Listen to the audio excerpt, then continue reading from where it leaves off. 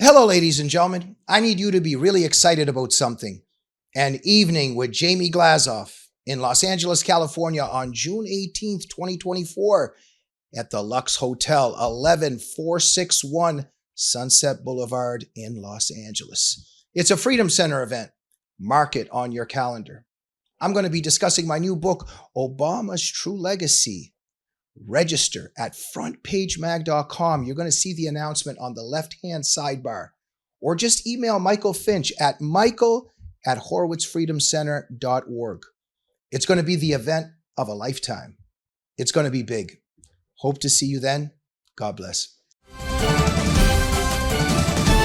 This is a fan-generated show.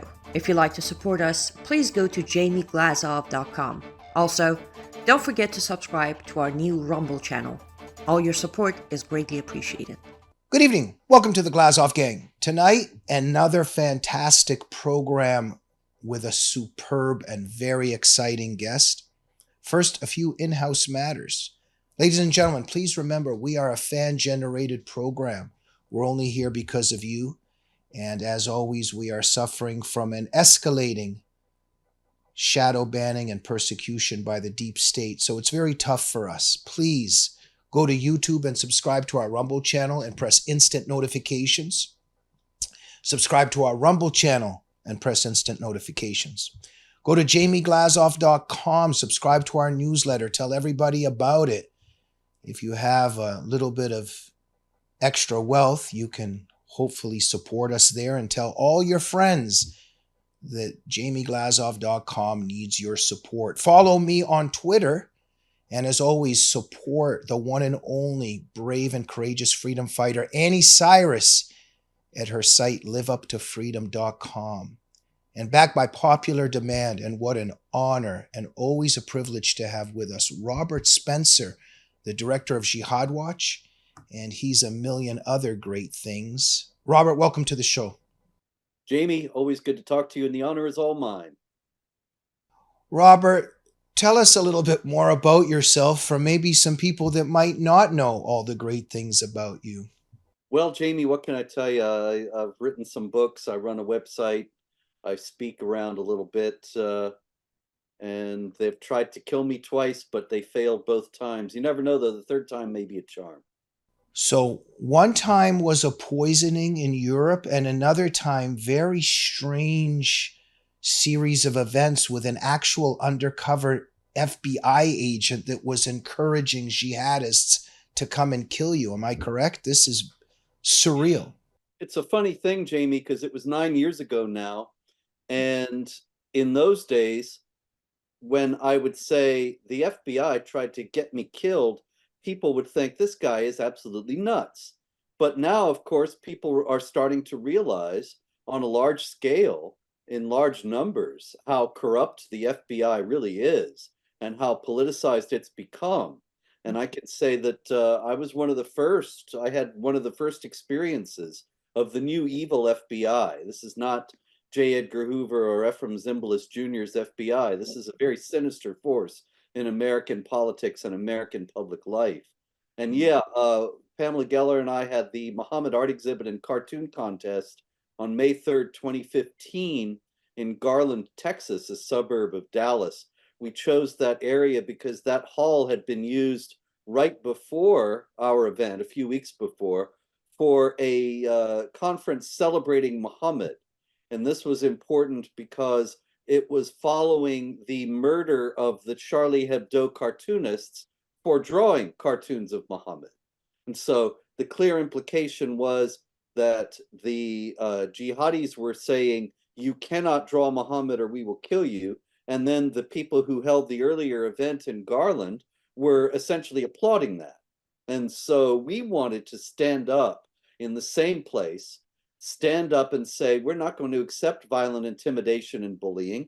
We're going to stand up for the First Amendment and for the right to even criticize something that you consider to be sacrosanct. So we held the event, it was very successful, but a couple of jihadis came from Phoenix, from the Islamic Community Center of Phoenix, where they were core members, and they tried to kill us. They had planned to go in and commit a mass jihad murder at our event, but we had quite a lot of security outside, so they drew their guns outside in the parking lot, opened fire. They hit one of our security team, did not kill him, thank God, and then they were indeed killed by our security forces in response.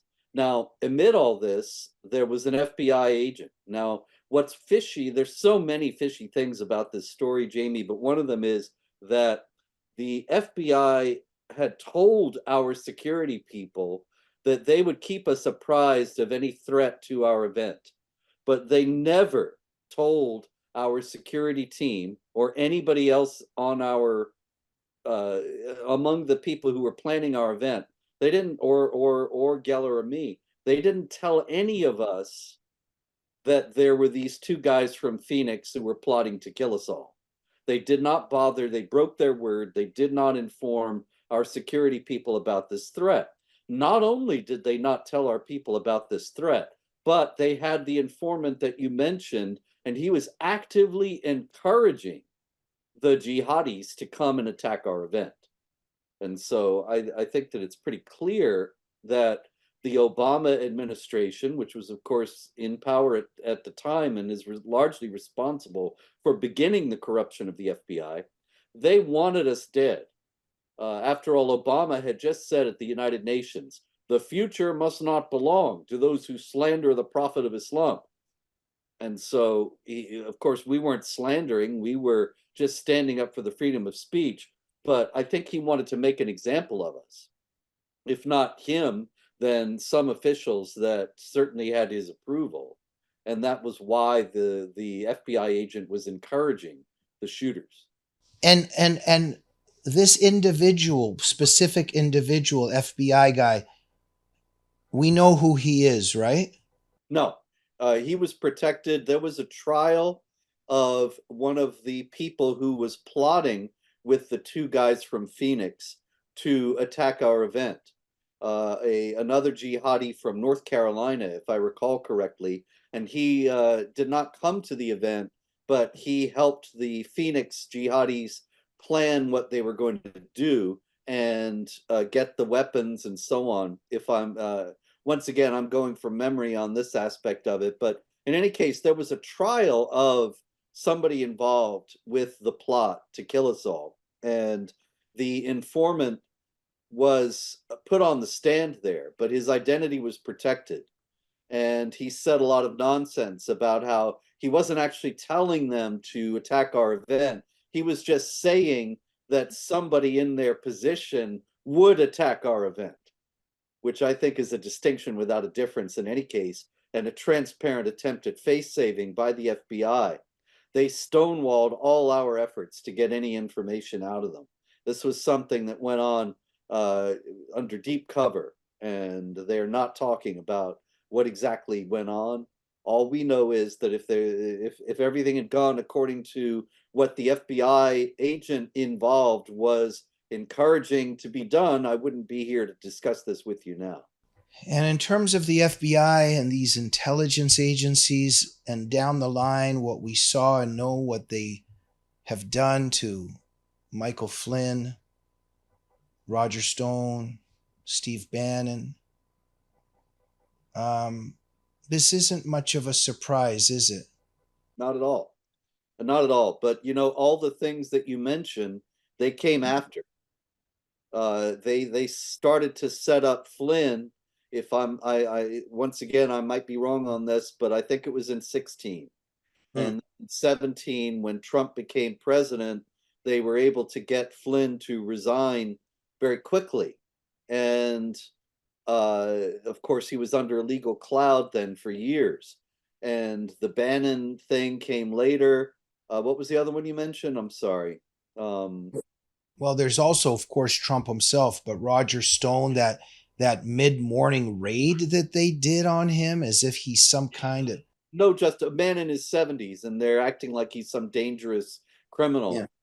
And that was after as well. And even the persecution of Trump and the weaponization of the Justice Department and the whole legal apparatus of the United States against him That couldn't have started as early as our event. I believe if he had declared that he was running for president, it was around the time of our event, but most likely after, if I'm recalling correctly. It was sometime in 2015, but I think later on in the year.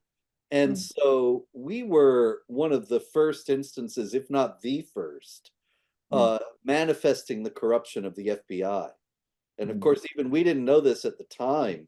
I even welcomed a couple of agents to my office right here to discuss the shooting, and I gave them some of the information that I had about people who had registered. It turned out that the jihadis had actually bought tickets to the event, and apparently they were initially planning to just walk into the event with their tickets and then kill us all.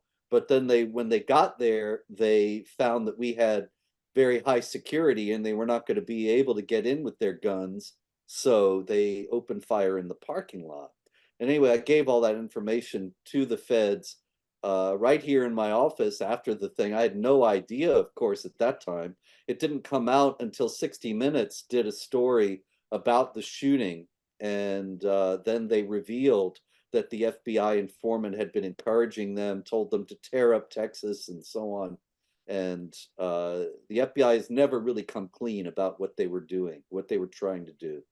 Oh, how nice it would be, even if it's years later, that there could be some kind of real investigation and to really get to the bottom of that. It's so frightening, frightening, frustrating, disheartening that we see all of this injustice and even attempts at killing. Um, just even with the Roger Stone thing, like I would maybe understand if it was like something like the David Koresh Davidians or something that have a lot of weapons, and or if it was some kind of ISIS compound. But Roger Stone, and then there's all these helicopters and SWAT, and like, why would they do that, Robert? It's I think definitely they're trying to humiliate, also create the aura that, there really is this threat coming from these people, but a kind of a showing of power. But what is all of that about? Do you think? Why would they do that? It's an exhibitionism of muscle and to demean and humiliate their opponents. Yeah, but also to frighten them into To submission. frighten, yeah. Just like with Islam, this is one of the reasons why the left and Islam get along so well together, because Mm-hmm. they both operate on the basis of terror. See, people, the whole conversation about Islam and terrorism ever since 9/11 has been wrongly framed. People on the one side were saying, like Hillary Clinton said, Muslims are peaceful people who have nothing whatsoever to do with terrorism. And then on the other side, you have people like me and others who have been pointing out that there are plenty of justifications for violence in the Quran, in the life of Muhammad, in Islamic law. But really, that's a reasonable controversy, and it's understandable that it would have shaken out. But I think what's been missed over these 20 years is the fact that terror is at the very heart of Islam. It's not just that it's allowed, it's not just that it's justified in a few texts here and there, and I can quote you Quran. It's not just that. It's how Islam works, it's what it's built on. The whole idea is to terrorize people. That it's the flip side of submission, as a matter of fact. See, you could submit to God because you understand that God is God and you are human, and so God created you, and you submit to his will and judgment as being superior to yours. That's one thing. But Islam is not just submission to Allah. Islam is also submission of the non-believer to the believer, the woman to the man, and so on. It's all manner of submissions, with the highest one being the submission of the Muslim to Allah. But every last one of them unlike in other religious traditions, is based on terror. It's based on fear. See, the idea is you obey Allah because Allah is going to torture you in hell if you don't.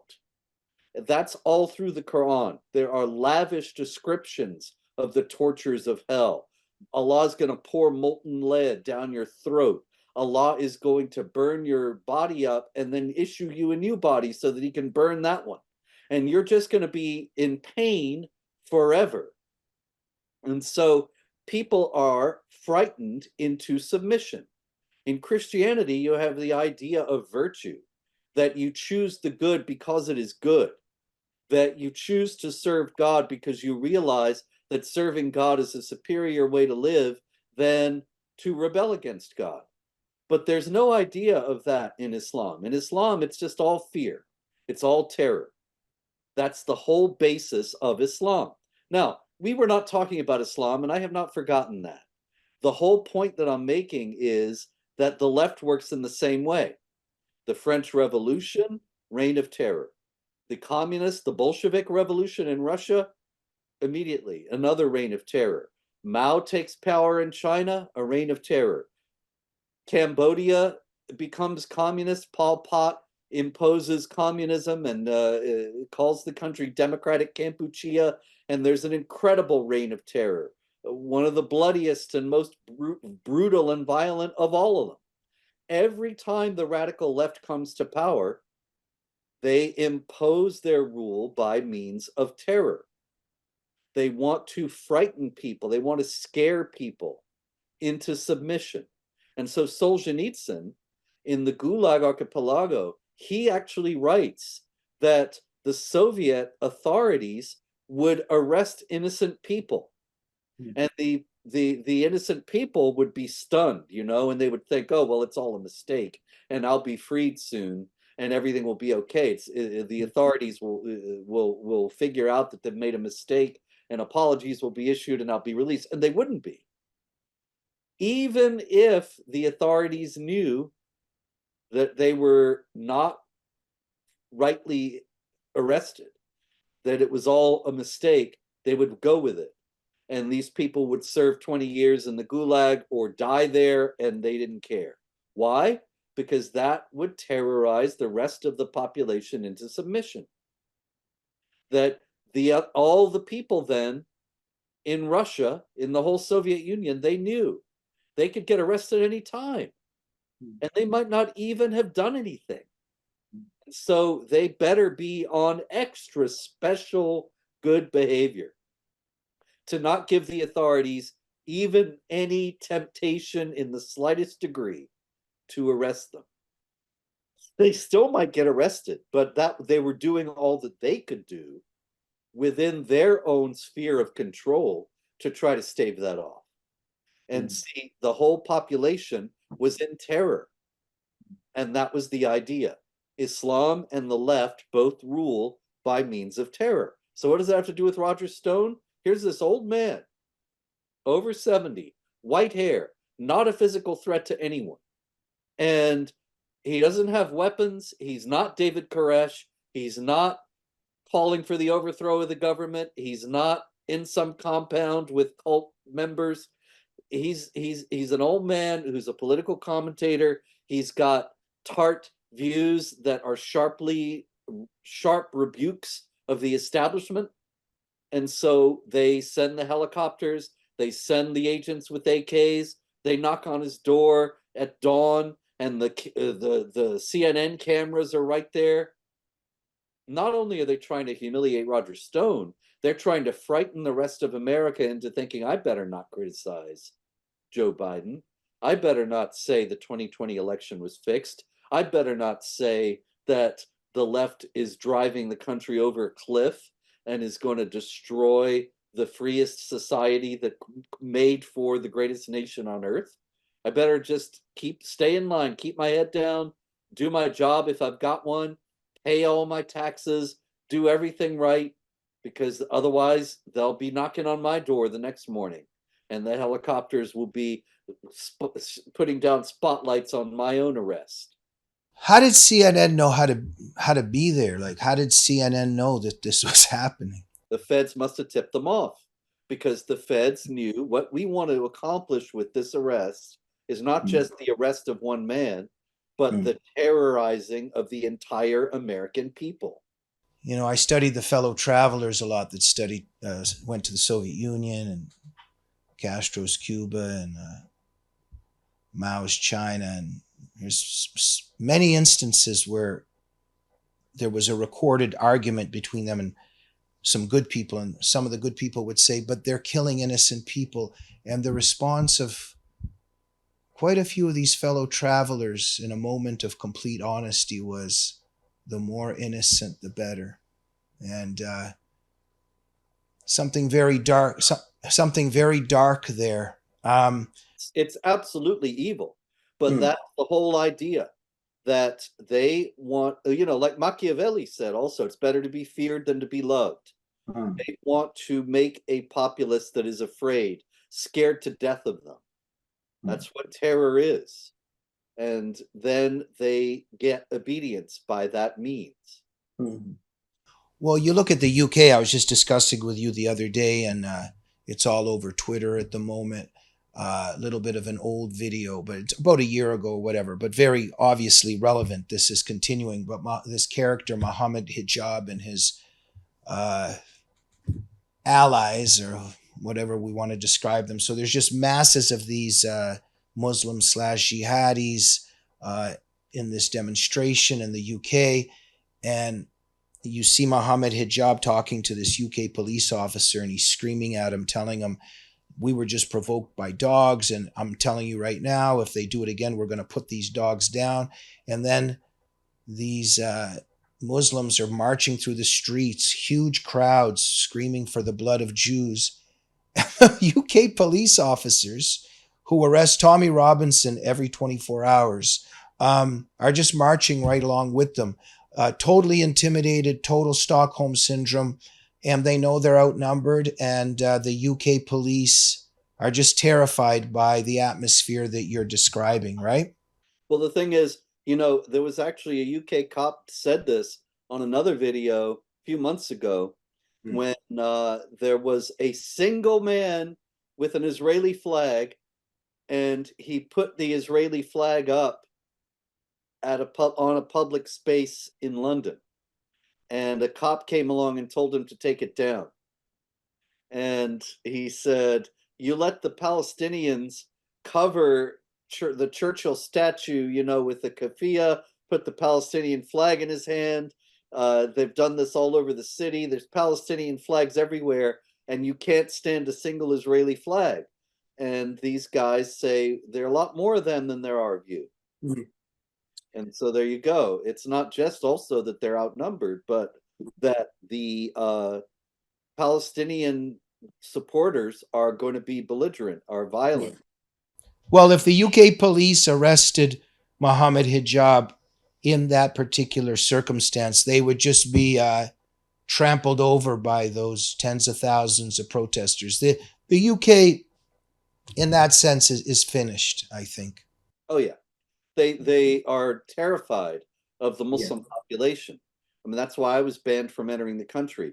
I'm not going to commit any violence. I don't support Yeah. any violence. I'm not a vigilante, and they had nothing to worry about. I was just going to go and lay a wreath at the memorial to the British soldier Lee Rigby, who was beheaded by a jihadi on a street in London, and that was it. But they can't even have that because they knew it would enrage the Muslim population, and they're Mm. desperately afraid of that. And so Yeah. they've already been terrorized, and Yeah. their total surrender and submission is just a matter of time. So I think that there's multi realms here, but two of the biggest realms. One is definitely terrified in a Stockholm syndrome. Another thing is this narcissistic leftist belief that we're gods and we're going to create this beautiful world, and I'm very open minded, and that whole leftist thing. When this comes together in our Western society now, what you are describing correctly about Islam, our elites, the people who run our society, I think a very large number of our citizens, they would rather have their families killed and raped, have their entire society destroyed, and themselves die rather than admit these truths about Islam. I think we're at that state now. I think the people who rule over us, and a very wide majority, I don't know about the majority of opinion, but the opinions that sway, and a large number of people would rather suffer death and torture than to admit the truth about Islam at this stage. Yes, because the penalty for speaking the truth about Islam is being called racist and Islamophobic. And Yeah. being called racist is the kiss of death. It means that you're forever banished from polite society. You're vilified, demonized, deplatformed, silenced, marginalized, banned everywhere. And so most people are not up to it. They're not willing to pay the price. And the Yeah. British authorities are so afraid of being called racist, they let thousands of British girls be raped by these Muslim rape gangs because they knew that the Muslim communities would say it was racist if they started to arrest and prosecute these people. It's the same thing with Mohammed Hijab. They know if they arrested him in the first place, you're right, the mob would have overrun them. But even if that hadn't happened, if Mohammed Hijab were arrested, then the cries of racism and Islamophobia would be shrill and insistent and immediate. And they're absolute cowards. They can't stand the idea of being called names. And so that's the level that we're on. That's going to be the epitaph for British civilization, and maybe for the civilization of the entire West. Yes. We committed suicide because we were afraid of being called racist. Islam is a religion of peace. And then they're just beheaded by the jihadist with his sword because the Quran tells them to. That's the narrative of the left. Unfortunately, they take us all down with them. Robert, so there's a very high chance that you wouldn't be alive if you didn't have security at that event, right? Oh, yeah. I think it's about 100%. I mean, they would have come in and probably opened fire indiscriminately, but I think that it's clear that they were targeting the speakers, and particularly Pamela Geller, because there was a plot to behead her that was uncovered right after the event, when there were jihadis in Boston who were planning to travel to New York and find and kill her. But one of the jihadis in Boston got impatient and attacked a cop, and attacked a cop with a knife, and so he was killed. And in the course of all that, the whole plot was uncovered. And of course, I was standing along with Bosch Fawston, the winning cartoonist. We were all right up there with her, so I think we probably all would have been killed. Are there a lot of people on our planet that want you dead? Yeah, I would expect so. I get death threats about every day now. There's a group in Pakistan, and of course nowadays with the way the borders are, I have no illusions they could come over here anytime. But they call openly that for me to be murdered. They do it on Twitter. They do it practically every day. Sometimes they've been banned, but most of the time the threats just lay out there. It doesn't seem as if the people who run Twitter these days care particularly if somebody who has political views that the elites don't like gets threatened. You know, if I were Ibram X. Kendi or somebody like that, then they'd be all over it. But dark stuff. We're going to take a quick break with our sponsor, and we'll be right back. Looks like you've been sleeping well. Megan, he's back. The My Pillow guy. And you're looking good. Still feeling good. Well, just when you thought it couldn't get any better, we've got the best pillow ever, My Pillow 2.0. Wow, it's so soft and smooth. It's cool to the touch. How did you do that? Well, we took My Pillow's patented fill and combined it with this new technology that we didn't have back then when I invented My Pillow. to bring you the best pillow in history, My Pillow 2.0. Just like all of you, I never imagined that My Pillow could get any better. That's why I haven't changed it in nearly 20 years. Then I heard about a revolutionary new technology, and I knew I had to bring it to you all. My Pillow 2.0 is truly the next generation of My Pillow. The My Pillow 2.0 is cooler and softer than the last My Pillow. It is so comfortable to sleep on at night. I look forward to going to bed, and I wake up well rested in the morning. Sleep is all about temperature and height. My Pillow 2.0's patented adjustable fill is going to give you the exact individual support you need from your head to your bed. And now here's where it gets even better. We've all experienced those temperature-related sleep interruptions where you get too hot, you toss and turn, you flip your pillow over to the cool side. Well, all that's gone with my brand new My Pillow 2.0 cooling fabric that's made with temperature-regulating thread. The best sleep just got even better. Whether you have a MyPillow or not, you need to get the brand new MyPillow 2.0. Call or go to MyPillow.com now. Use your promo code, and for a limited time when you buy one, you'll get a second one absolutely free. You're sleeping even better. And cooler, too. And you're looking good. Feeling good. I knew you would. Visit mypillow.com. And that's right. Make sure to go to mypillow.com or mystore.com and use promo code GG21. You're going to get a discount of up to 60% off on all the amazing products. And you're going to be helping out Mike Lindell as well as the Glazov Gang. And if you like one-of-a-kind handmade art, make sure to go to lutfstudio.com and purchase resin art pieces made by the one and only, our producer, Annie Cyrus. Use promo code Glazov to get special discounts. And you're going to be helping out Annie as well as the Glazov Gang. And we are back with the one and only Robert Spencer. Robert, are you there? I am here, sir. Robert,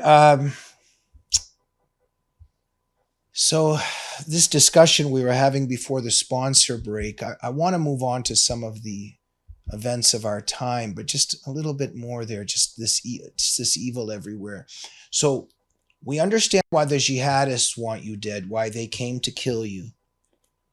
But the FBI clearly wanted you dead as well. So there's people in our intelligence agencies that are nudging the jihadists along. That's quite dark as well. And as we've discussed and as we know, it's all confirmed by what we see in terms of the intelligence agencies' war on humans, on parents, trying to protect their children from, transgender ideology, etc. And also their war on, the freedom fighters like Michael Flynn, etc., etc. But what do you, just let's conclude on the FBI clearly wanting you dead. I think I'll even throw in there, I'm not sure that the FBI and our intelligence agencies have done this amazing job investigating the murder of our friend Phil Haney, right? Oh, yeah. Oh, I don't have any doubt about that. I knew Phil Haney. I got an email from Phil Haney not long before he died saying, I'm looking forward to seeing you. We were both going to be speaking at a conference a couple weeks after that. And so, of course, I know human psychology is very complex.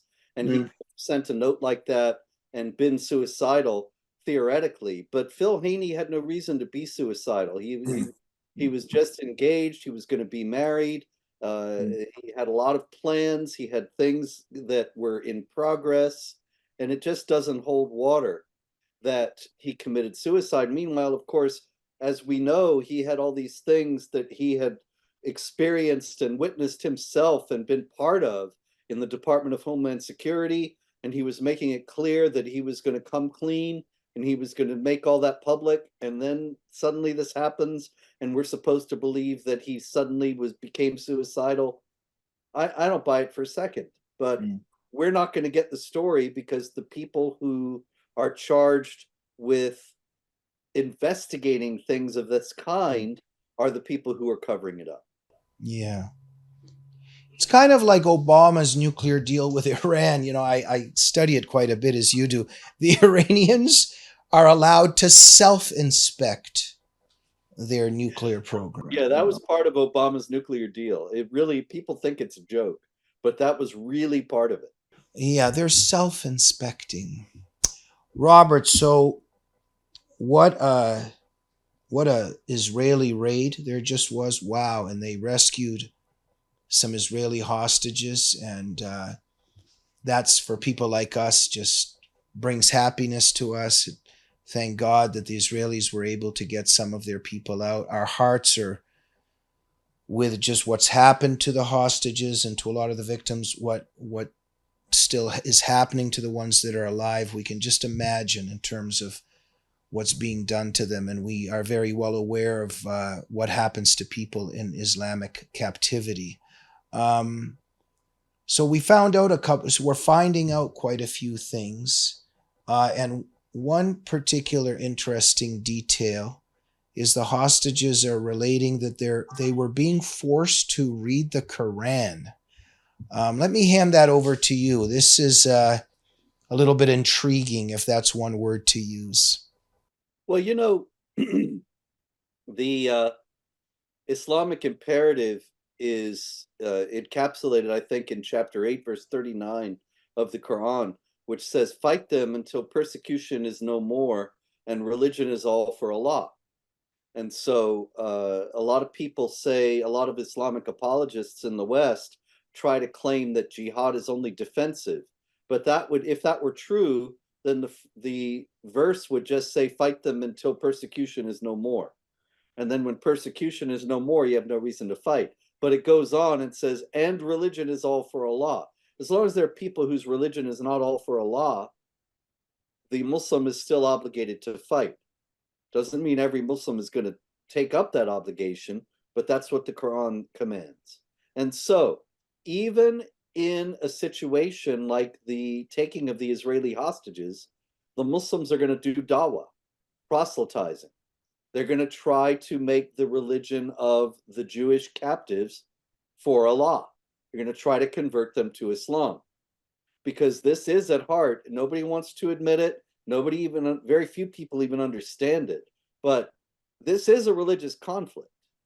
And the jihadis know that if they convert any of these Jewish hostages to Islam, then the Jewish hostages will have a completely different view of the conflict and will likely be ready and willing to send messages back to the Israelis that they should lay down their arms and stop fighting. And so they consider this part of the war effort to try to convert these people. And they believe that if they force them to read Quran and so on, then its wonderfulness will dawn upon them, and they'll believe. Yeah.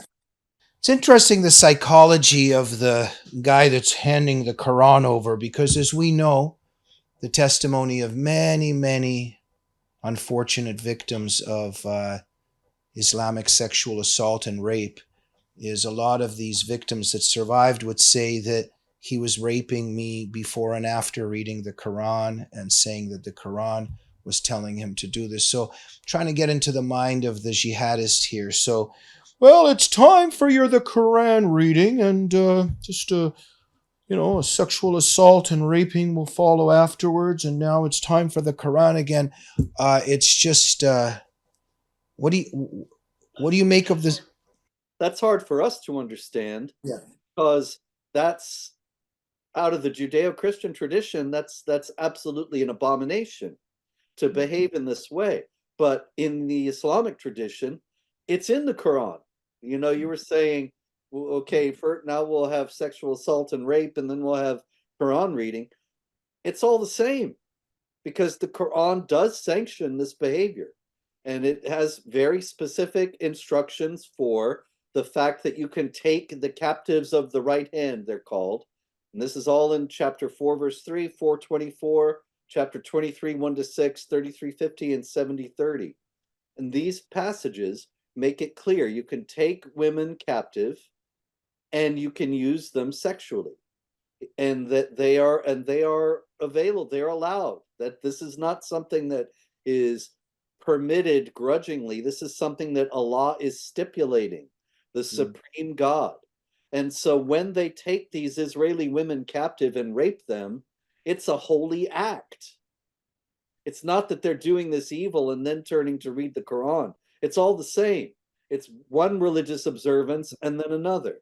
Because in the first place, they're obeying what Allah says to do, and then they're reading about it. Mm. And Robert, you know what just frustrates and angers me over the years and maybe even over the decades as I'm becoming old now, but just these people that, just this endless amount of people I run into that right now while you're saying that, they just go, no, it's just these bad extremists, and it's just some people that read the wrong translation, and they really need this willful blindness and Stockholm syndrome. And I often, again, I'm repeating one of my earlier themes, if it was your own daughters, would you still let it happen? If it was you, would you still let it happen just to keep denying this truth? And I think in most cases, in a lot of cases with these progressives and leftists, etc., the answer is yes. Like that. There was a case like that in Germany a couple years ago. The young daughter of a mass migration activist was raped and murdered. And the family issued statements, and I believe it was even in the program for the funeral, that they were going to give money to pro-migration groups, that they were not going to allow this to be used by the so-called right wing, and they were going to continue to stay the course and continue to push mass migration. I, in my works, Jihadist Psychopath and United in Hate, I have many explanations and terms for what lies beneath this. There's a very brilliant, courageous man named Gad Saad who calls this suicidal empathy. If I'm correct, he has a book coming out about that. And he's brilliant in how he analyzes this. It's suicidal empathy. And we also have many ways to explain it. The historian David Potter talked about negative identification, and it's very interesting, not necessarily in terms of this issue, but I thought about that a lot and applied it to our issues. And there's a lot of times when the progressive leftists that's so alienated and dispossessed in his own way from anything normal that he begins to love the Castros and the Maos of the world and the Stalins of the world, but he identifies negatively in the sense that they're living vicariously through the torture and through the killing. Because really this leftism is also a sadism and also in the end a death wish. It's so much dark stuff here, Robert, and you understand all this very well. And we'll have to continue this discussion because this will take hours for us in terms of the realms we want to discuss here. But I just want to stay focused on this raid and the rescue of the hostages. So another thing that angers me is we even have a lot of people on the right with whom we have, there's cleavages now and disunity because a lot of people that were once on our side have turned against Israel. But there's these arguments even by them, not just the leftists, but not just by the jihadists, but even by people on our side now, that this is so disproportionate. The Israelis went into, to rescue their hostages, but too many people were killed in the process. I don't know what other nation is held up to this standard, but I often wonder, what if your children were kidnapped and were being sexually assaulted and raped in tunnels? How many casualties would be okay in order to rescue them? And how many casualties would be too many and you would be opposed to the rescue of your own children? But Israel is really held up to a moral standard that no other nation is held up to. But what do you think about this disgusting judgment against Israel, that when it's trying to rescue its hostages, Israel is blamed, that maybe too many people died in the process? Yeah, I can tell you that even if nobody had died in the process, then Israel would be still criticized for using excessive force or something of that kind. The fact is that most, if not all, of the civilians who were killed, and we don't know how many there were. Hamas is the only source, once again, for how many were killed, and they kept raising it in the 24 hours after the hostage rescue, and revising it up with a speed that it strains credulity of itself, because how would they have had time to go through and meticulously catalog everything that had happened and count all the bodies and so on? This was fishy in itself, but Hamas has been caught lying several times about the casualty figures. Of course, they have every reason to inflate them for propaganda purposes. But anyway, however many were killed, most or all of them were actively engaged in keeping the hostages. The quintessential example is, I believe his name was Abdallah al-Jamal, who was a reporter for the Palestine Chronicle, who also had done some work for Al Jazeera. And he was killed. And there were a lot of sources that were saying, look, see, they killed this journalist during their raid, this civilian journalist. Well, as a matter of fact, he was holding 3 of the hostages in his house. So he was a civilian, yes, but he was certainly actively working with Hamas and engaged in this crime of holding these hostages. So, well, you know, you play these games, then they're going to be consequences. And so the fact is, I think that the reaction in general to the raid, to the rescue of the hostages, and the exaggerated crocodile tears and concern for the civilians who were allegedly killed during the raid, it all just comes down to a hatred for Israel, as well as most likely a hatred for Jews themselves. Yeah. I remember the conservative commentator Elijah Schaefer on Twitter. And right after, I think it might have been the night of October 7th. If it wasn't the night of October 7th, it was October 8th, but it was very early on. And he wrote on Twitter, I'm sure you can still find it there, what Hamas did was wrong, and what Israel is doing now in Gaza is wrong. Well, Israel wasn't doing a thing in Gaza at that time. You know, they hadn't started any response. But Elijah Schaefer, and of course many others, were ready to condemn Israel no matter what it did. And the fact is, as West Point's John Spencer, who's no relation, and Richard Kemp of the British military, they are both military experts who have studied the IDF's behavior in Gaza, and both come separately to the conclusion that the IDF is scrupulously careful, more than any other military, more than the US military, to avoid civilian casualties. And Israel is still demonized in this way. It's very clear that it's not really about concern for the civilian casualties. It's really all about demonizing the state of Israel. Thank you, Robert. Always so much profound wisdom coming from you. Our time is up. Just very briefly, please, but I know that each thing that we're talking about should take 2 hours. But in my view, as a Christian, this is a spiritual battle, and there's a reason why these forces hate Israel and the Jews so much. And but the way I see it, just even the people on our side that don't get it, they're like, America first. In my view, being Israel first is being America first. Israel is the heart of our battle against the darkness in this world.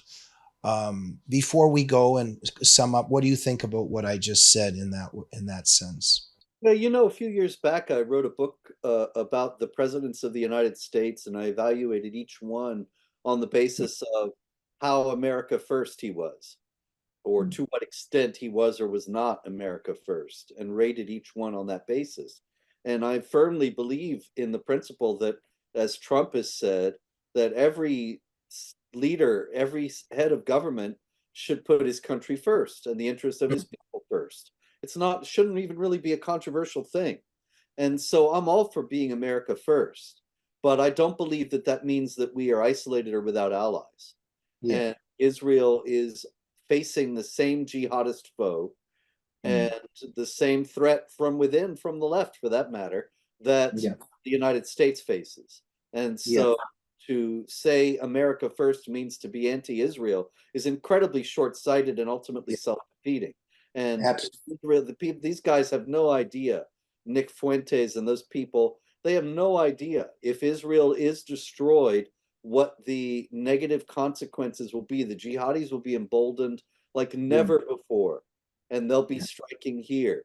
Now people say, well, they're already striking here. You know, there were just 8 jihadis arrested after crossing the border, and then another plotter arrested in New York City early this morning. Yeah, that's all absolutely true. But the fact is that a strong stance against the jihadis can lead sometimes to long periods where they are not waging jihad. The early part of the 20th century, the Islamic world was in Turkey, in Iran, in areas of North Africa, imitating the West because it looked as if the West had succeeded and Islam had failed. And now all has been overturned and Islam is resurgent. But the fact is that when the West was strong, there was less jihad, and that remains true. Thank you, Robert, for all your truth-telling, dark times. To end a little bit on a lighter note, I have to compliment you on your suit. Before our program, Annie was also very impressed with your tie. Do you got some kind of a shooting coming up? Excuse me, I don't mean I mean photo shooting for for GQ magazine or something. You're looking absolutely fantastic. Yes, the far right edition of GQ. But a great suit, Robert, and great to see you.